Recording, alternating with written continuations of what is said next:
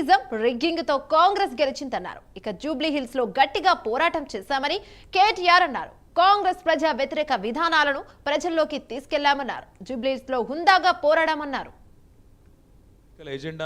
రక్తాలు గారేటట్టు గుద్దారు, ఇష్టం వచ్చినట్టు చేశారు. దీన్నైతే గెలుపన్ను. చివరికి నేను చెప్పేది ఏంటంటే నైతికంగా నేనే గెలిచాను.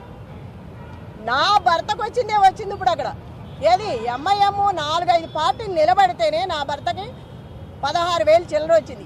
ఏ పార్టీ లేకోకుండా మేమిద్దరమే ఉన్నప్పుడు అది వచ్చిందంటే రౌడీయిజంతో వచ్చింది. అది స్వతహాగా తెచ్చుకున్నది కాదు. నైతికంగా నేనే గెలిచాను. రౌడీయిజం గెలిచింది అనేది నాకు సంబంధం లేదు. అది గెలిపే కాదు, అసలుకి అందరూ వచ్చి గెలిపించుకున్నది. అది రిగ్గింగ్ చేశారు, లోపల ర్యాగింగ్ చేస్తున్నారు. అప్పుడే రౌడీయిజం స్టార్ట్ అయిపోయింది. ఆల్రెడీ మార్నింగ్ నుంచే స్టార్ట్ అయింది. మేము చీరలు కట్టుకుంటే చీరల మీద కామెంట్స్, ఆ ఎదవలు ఇచ్చిన చీరలు కట్టుకొని వచ్చామని అంటున్నారు. మరి ఎక్కడ స్టార్ట్ అయింది? అప్పుడే గెలిస్తే గెలువు, ఏదో జన్మానికో శివరాత్రి అని గెలిచావు. ఇప్పుడు గోపీనాథ్ ఉన్నంతకాలం మూసుకొని కూర్చున్నావు. గోపీనాథ్ లేకపోయేసరికి బయటకు వచ్చి ఇవాళ నీ ప్రతాపం చూపిస్తున్నావు.